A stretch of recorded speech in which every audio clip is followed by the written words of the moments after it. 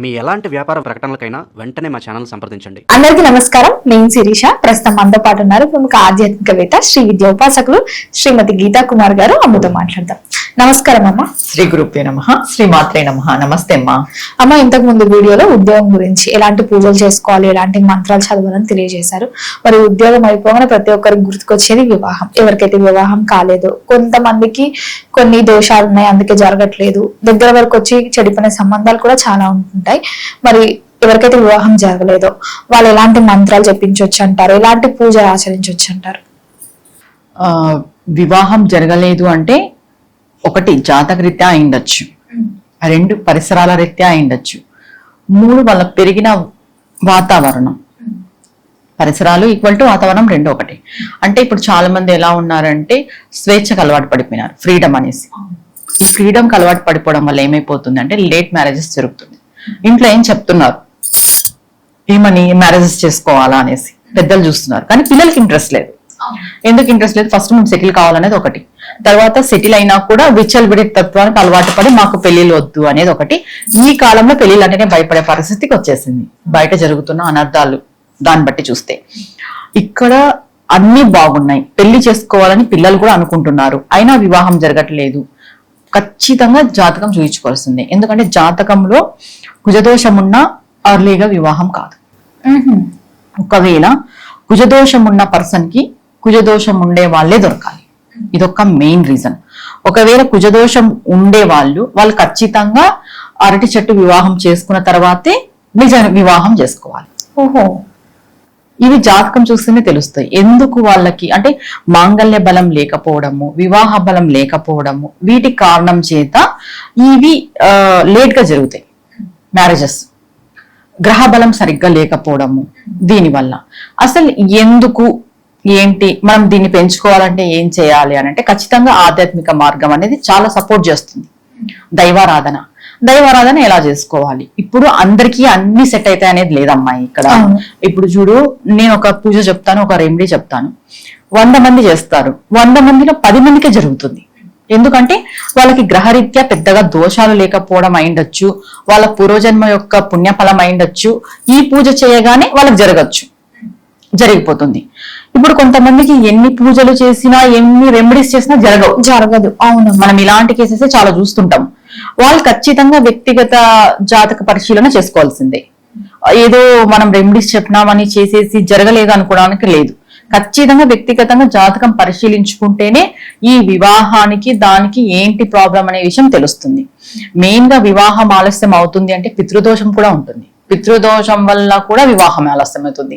తర్వాత ఏదైనా ఆ ఇంటికి శాపాలు ఉండడం వల్ల కూడా వివాహం ఆలస్యం అవుతుంది.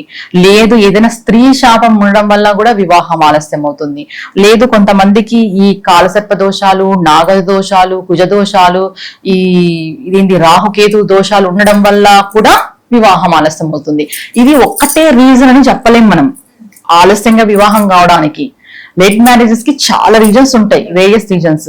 అన్ని బాగున్నా కొంతమంది మానసిక పరిస్థితి బాగలేక వివాహం కాకపోవచ్చు. చంద్రుడి గ్రహస్థితి బాగలేనప్పుడు మానసికంగా వాళ్ళు డిసిషన్ తీసుకోలేరు. కొంతమంది భయపడతారు పెళ్లి చేసుకునేకి.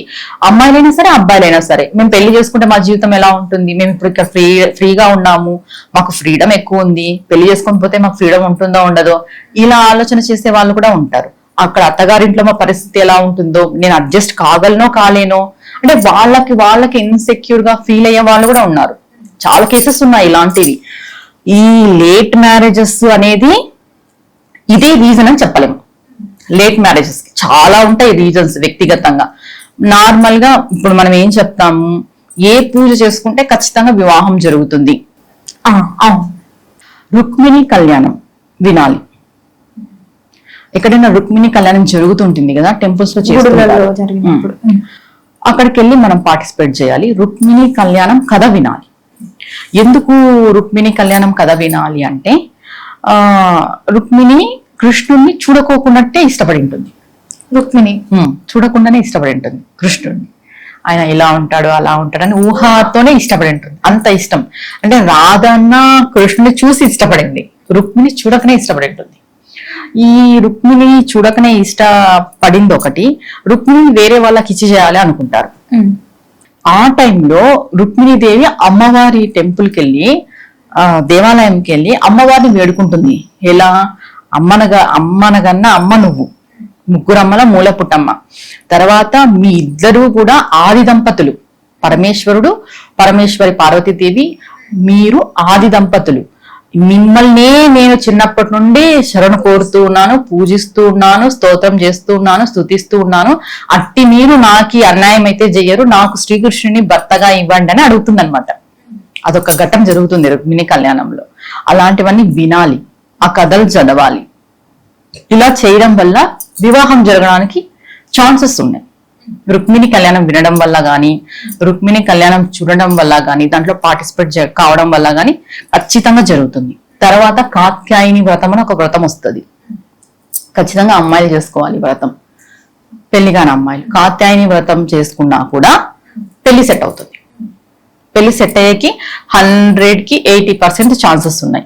ఇవన్నీ చేసినా కూడా మాకు పెళ్లిలో సెట్ కాలేదు అంటే ఖచ్చితంగా వ్యక్తిగత జాతకం చూసుకోవాల్సిందే, చూపించుకోవాలి. అండ్ నెక్స్ట్ ఇదే పెళ్లి కావడానికి ఏంటి, పెళ్లి అంటేనే మంగళకరమైనది. ఈ మంగళకరమైనది దేంతో మొదలు పెడతాం మనము? మంగళ స్నానాలతో మొదలు పెడతాం.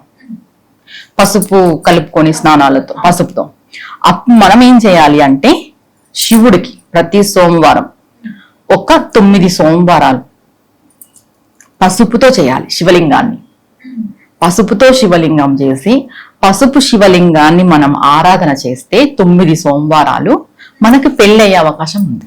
అంటే ఒక వ్రతం లాగా చేయాలి. ఒక వ్రతం లాగా చేయాలి. ఇప్పుడు మళ్ళీ వ్రతం అంటే ఈ 9 సోమవారాలు నాన్ వెజ్ తినకూడదా, ఇవన్నీ డౌట్స్ వస్తాయి. ఆ రోజు మాత్రం నాన్ వెజ్ తినకపోతే చాలు, సరిపోతుంది. ఇంకా ఉపవాసం అనేది వాళ్ళ ఆరోగ్య రీత్యా చేసుకోవాలి. అండ్ నెక్స్ట్ మనం పెళ్లి కోసమే చేసుకుంటారు కాబట్టి బ్రహ్మచర్యం అనేది కామన్, అదేం లేదు. ఎందుకంటే పెళ్లి కావాలనే మనం చేసుకుంటాం కాబట్టి.